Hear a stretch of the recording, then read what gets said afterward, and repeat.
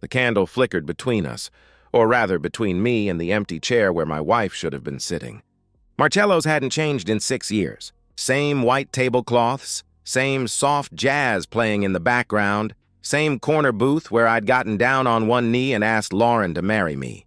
The waiter had been hovering for 20 minutes now, refilling my water glass with increasing awkwardness. I checked my phone again. 7:23 p.m. Our reservation was for 7 sharp.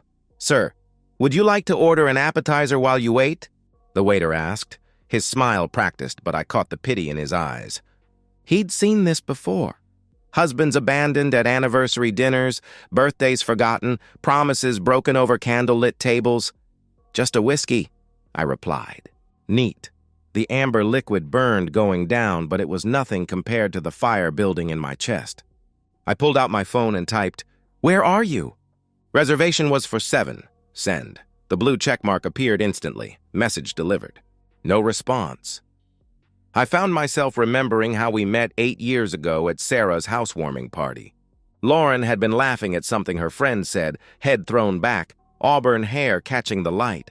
She wore this emerald dress that hugged her curves perfectly. When our eyes met across the room, everything else faded. We spent 3 hours talking about travel, food, books. She'd backpacked through Europe after college. I'd done a month in Southeast Asia. We bonded over our mutual obsession with authentic carbonara and our shared dream of seeing the northern lights. Our first date lasted 14 hours. Coffee turned into lunch, lunch into a museum visit, museum into dinner, dinner into drinks, drinks into walking the city until sunrise. By month 3, she had a drawer at my place. By month 6, we were talking about rings. The proposal was perfect. Right here at Marcello's, her favorite restaurant. I'd hidden the ring in her tiramisu, cliché, but Lauren loved romantic gestures. Yes. Yes, of course. She had cried that night, tears streaming down her face as the entire restaurant applauded. The owner had sent over champagne. We were golden, untouchable, invincible. Our wedding was everything we'd dreamed of. Outdoor ceremony at the Botanical Gardens. Sunset vows, Lauren in a flowing white dress that made my breath catch in my throat. The honeymoon in Santorini was pure magic. Azure waters, whitewashed buildings, making love on terraces overlooking the Mediterranean. For 4 years, we were that couple everyone envied at dinner parties. We had good jobs, me as a financial consultant at Meridian Investments, Lauren as a project coordinator at a marketing firm downtown. Every January, we'd plan our big vacation. Costa Rica for zip-lining and rainforests, Barcelona for architecture and tapas. We talked constantly about upgrading from our modest 2-bedroom house to something with a backyard for kids. I want to wait until I make senior coordinator, Lauren would say. More money, better benefits for when we have babies. That makes sense, I always agreed. Everything felt right, perfectly timed, beautifully planned. But 6 months ago, something shifted. Lauren started working later, not just occasional deadlines, but 2-3 nights a week.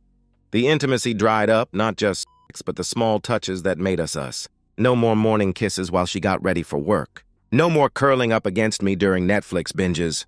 When I tried to talk about it, she blamed work stress. The company is expanding, she would say dismissively. New clients, major deadlines. You know how it is. I wanted to believe her. I needed to believe her. My phone buzzed. Finally, so sorry, babe. Stuck at office. Major client presentation tomorrow. Can we reschedule? I stared at the message. The emoji felt like a slap, forced cheerfulness pasted over a lie. Something in my chest hardened, crystallized into cold certainty. I signaled the waiter, canceled our entrees, paid for my whiskey, and left. In the parking lot, sitting in my car, I pulled up Lauren's company website.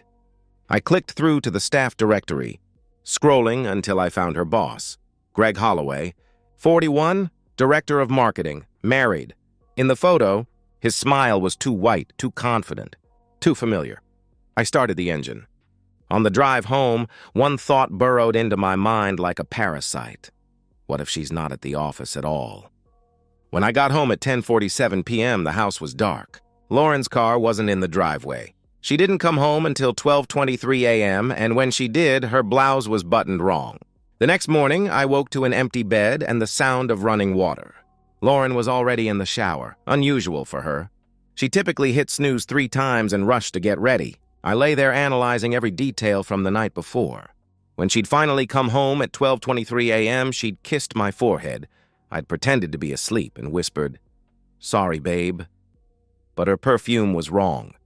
Not the vanilla and jasmine scent I'd bought her for Christmas. This was heavier, muskier, masculine. The next 3 weeks became a masterclass in marital decay, each week worse than the last. Week 1 nearly broke me. Wednesday night, after a dinner where we'd barely spoken, I reached for Lauren in bed. Not aggressively, just the gentle touch that used to lead to laughter and tangled sheets. She stiffened like I'd shocked her. "I'm exhausted, Nathan. Please," she said without looking at me. The rejection hit like a physical blow.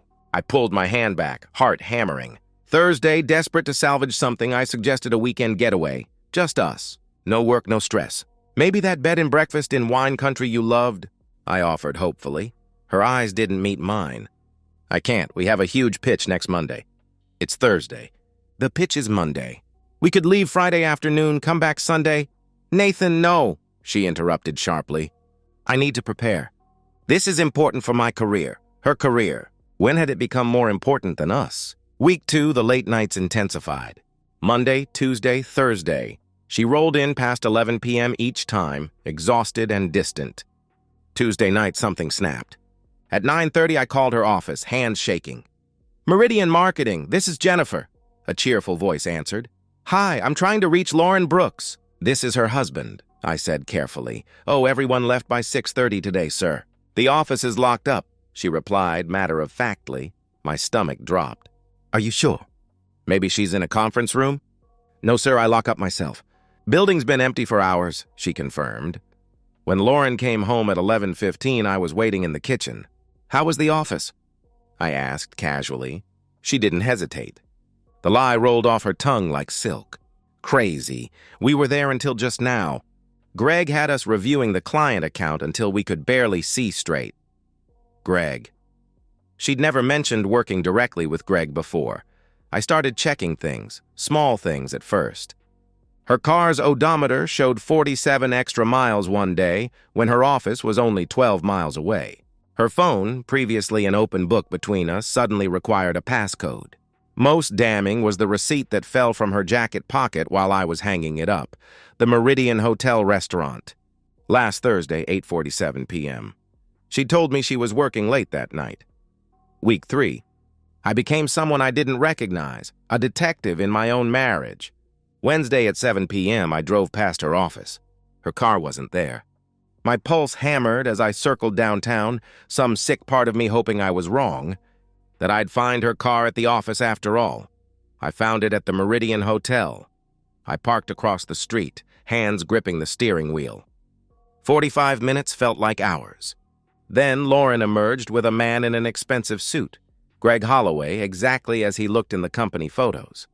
They weren't touching, but everything about their body language screamed intimacy. His hand hovered near the small of her back as they walked. She threw her head back, laughing at something he said, the same laugh that had captivated me 8 years ago. I drove home in a haze, poured myself a scotch, and made a decision. Friday night, Lauren initiated intimacy for the first time in months. She was aggressive, almost desperate, like she was trying to erase something. My mind raced. Guilt? Cover-up? I froze, pulled away.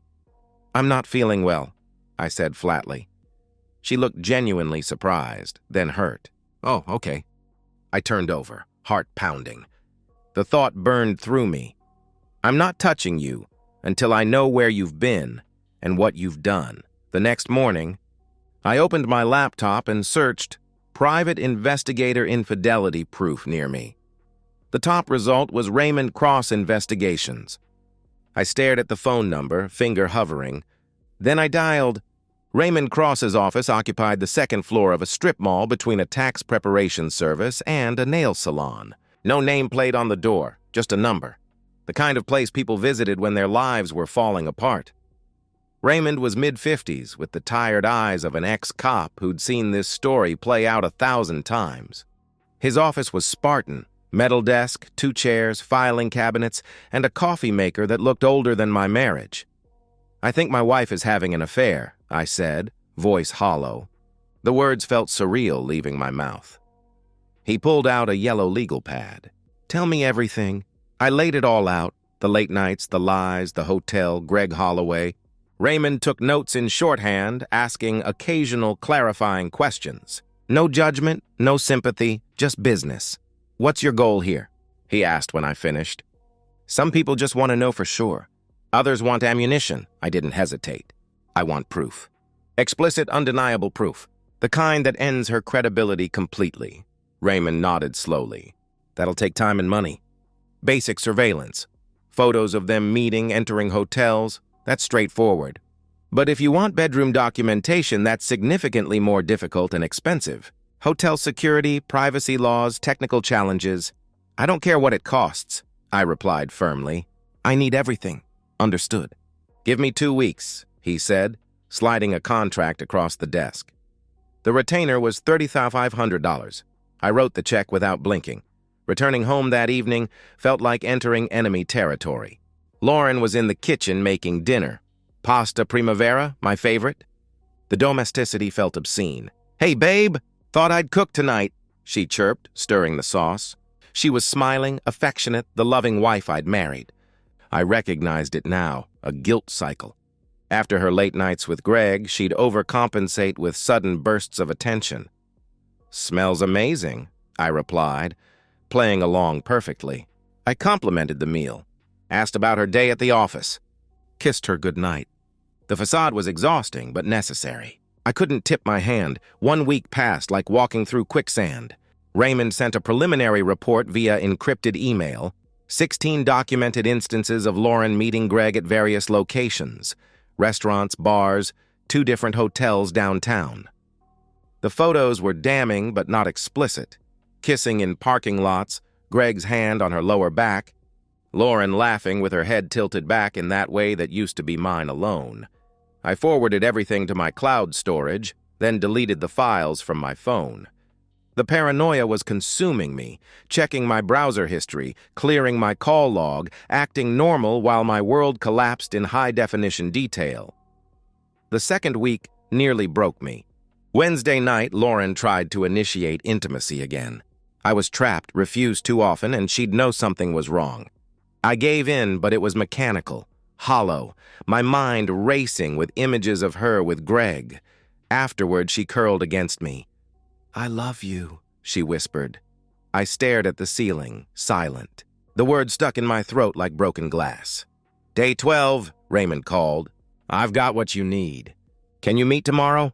he asked. "What time?" I answered immediately. "Noon." "Come alone." I took a long lunch, hands shaking as I drove to his office. Raymond handed me a flash drive like he was passing state secrets. Hotel surveillance from Monday night. They were at the Meridian. "I've got external shots of them entering, time-stamped, but also—" He paused. The hotel room window faced the parking structure. I was able to get clear documentation through the sheer curtains with a telephoto lens. "It's explicit. No ambiguity." My hands trembled as he inserted the drive into his laptop. The photos loaded slowly, each one a nail in the coffin of my marriage. Lauren and Greg, naked in bed, unmistakable positions, faces clearly visible. My stomach lurched. Seeing the suspicion confirmed in high-resolution color was different than imagining it. "There's more," Raymond continued. 6 separate encounters documented. Timestamps, locations, credit card receipts Greg used for the rooms. "This is airtight." I closed the laptop, breathed deeply. "Send me everything." "Encrypted file. Secure server." "Will do," he confirmed. That afternoon, I contacted Margaret Sinclair, a divorce attorney a colleague had recommended after his own brutal divorce. I forwarded the evidence. Margaret called within an hour. "Mr. Brooks, this documentation is overwhelming. With fault-based divorce laws in this state and evidence this clear, you'll retain all marital assets. She'll have no leverage whatsoever," she explained professionally. "Good. Draft the papers. But don't file yet. I'll tell you when and where to serve her," I instructed. "That's unusual. Most clients want this over quickly," she noted. "I want it over strategically," I replied coldly. That weekend, I went shopping. I bought a large decorative gift box, elegant wrapping paper, silk ribbon, and a dozen red roses. The checkout clerk smiled. "Someone's lucky," she said cheerfully. I smiled back, said nothing. The plan was coming together. Monday morning arrived gray and cold, matching my mood perfectly. I woke before Lauren, watching her get ready for work with new eyes. She was actually humming, as she applied makeup with extra care. "Big week?" I asked casually, sipping coffee like a loving husband. "Yeah, we're presenting the Hartman campaign today. Huge deal for the company," she replied excitedly. She kissed my cheek, her lips soft and warm. "Wish me luck." "Good luck," I said, tasting bile. "You're going to need it."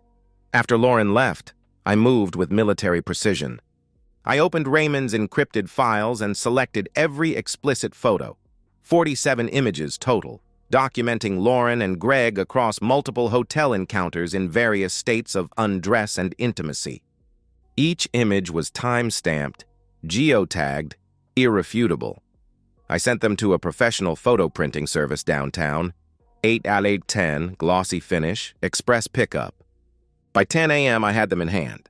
I spread them across our dining room table, the same table where we'd planned our wedding, discussed baby names, shared countless meals as a happy couple. Now it displayed the gallery of her betrayal. I forced myself to look at each photo, letting the anger crystallize into cold resolve. The woman in these images wasn't the Lauren I'd married. This was a stranger who'd been living in my house, sleeping in my bed, lying to my face for 6 months. I arranged the photos carefully in the decorative gift box, the most explicit ones on top so they'd spill out first when opened. The box was beautiful. Elegant paper, perfect corners, silk ribbon tied in a precise bow. It looked expensive, thoughtful, romantic. At 1 p.m., I called Margaret Sinclair. "The papers are finalized?" I asked. "Yes, ready for service," she confirmed. "I need your process server." Today, 2:30 p.m., Lauren Brooks at Meridian Marketing downtown, 6th floor. He needs to deliver 3 things in this exact order: a bouquet of red roses, a gift box, and the divorce papers. In front of her colleagues. Margaret was silent for a long moment. "Mr. Brooks, this is highly theatrical. Are you certain?" "Completely. I want everyone in that office to see exactly who she is," I replied without hesitation. "Understood. I'll brief David Lawson. He's our most professional server. But Nathan, once this happens, there's no taking it back," she warned. "That's the point," I said firmly. I also drafted 3 emails, scheduled to send at 2:35 p.m., 5 minutes after the delivery. To Meridian Marketing's HR department, subject line, "Policy violation, evidence attached," with all 47 photos and documentation of Lauren and Greg's affair, noting timestamps during work hours and misuse of company time. To Michelle Holloway, Greg's wife, subject line, "Your husband's activities," with full photo documentation and hotel receipts. I'd found her email through Greg's LinkedIn profile. To Robert and Karen Mitchell, Lauren's parents, subject line, "You need to know," with a brief explanation and 3 of the most damning photos. At 2:15 p.m., I sat in my car 3 blocks from Meridian Marketing, hands steady for the first time in weeks. My phone buzzed. David Lawson texting, "In position." Proceeding in 15 minutes. I imagined the scene. Lauren at her desk, surrounded by co-workers, probably reviewing final presentation details for the Hartman campaign. The office buzzing with Monday energy, coffee cups and keyboards. The comfortable rhythm of corporate productivity. David walking in, professional and polite, carrying roses and a beautifully wrapped gift box. "Delivery for Lauren Brooks," he would announce. The office would go quiet. Who doesn't love getting flowers at work? Lauren would be confused, but pleased, maybe assuming I was trying to make up for recent distance. She'd open the card first. "For my loving wife, all your hard work deserves recognition. Love, Nathan." Then the box. The ribbon falling away, the elegant paper rustling. The lid lifting about 30 p.m. My phone buzzed with David's message. "Package delivered." Subject opened box in front of approximately 15 to 20 colleagues. Significant reaction. Paper served immediately after. I'm clear. I closed my eyes, breathed deeply. It was done.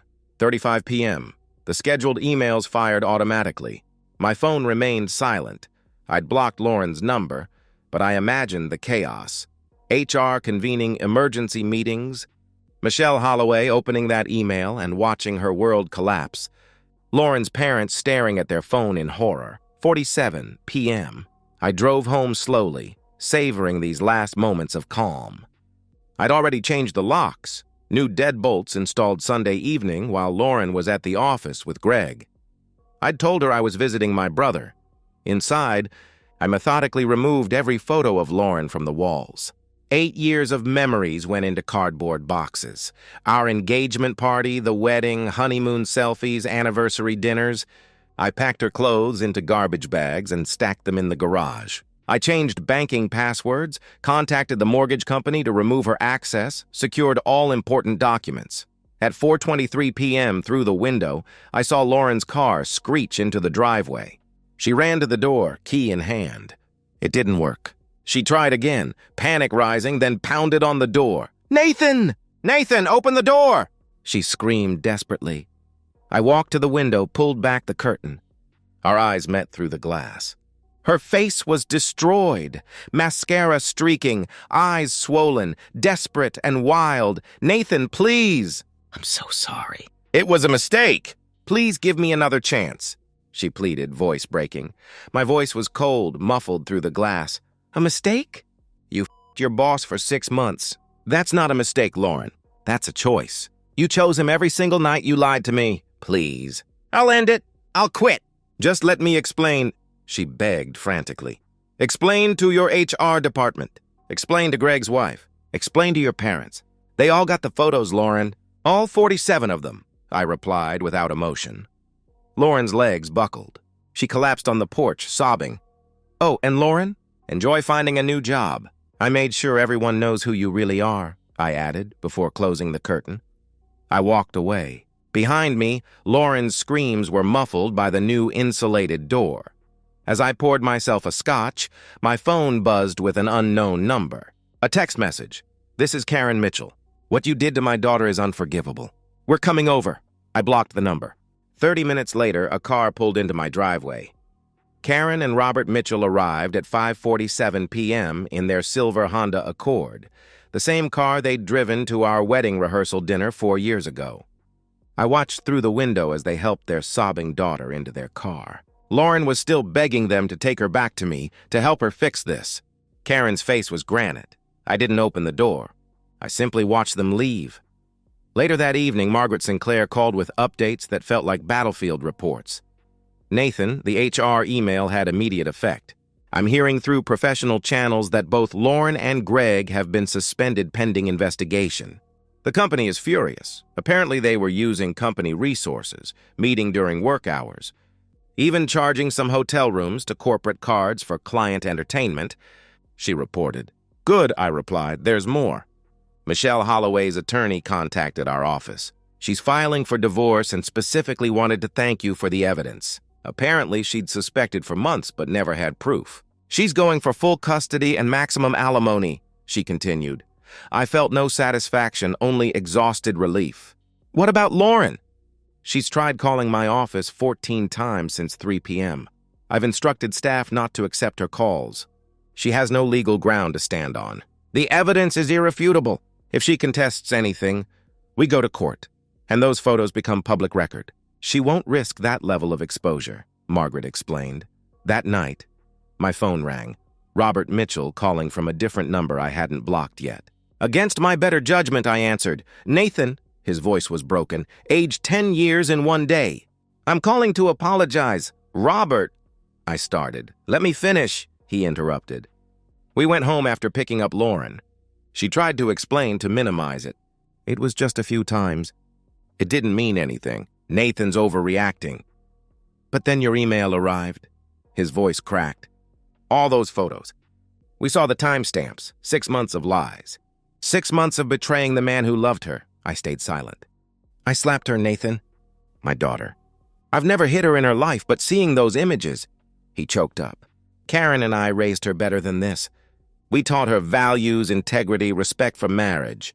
To see her like that, to see what she did to you and your marriage, "She's not welcome in our home, not now. Maybe not ever. Where is she now?" I asked. "We dropped her at a roadside motel. Paid for 3 nights.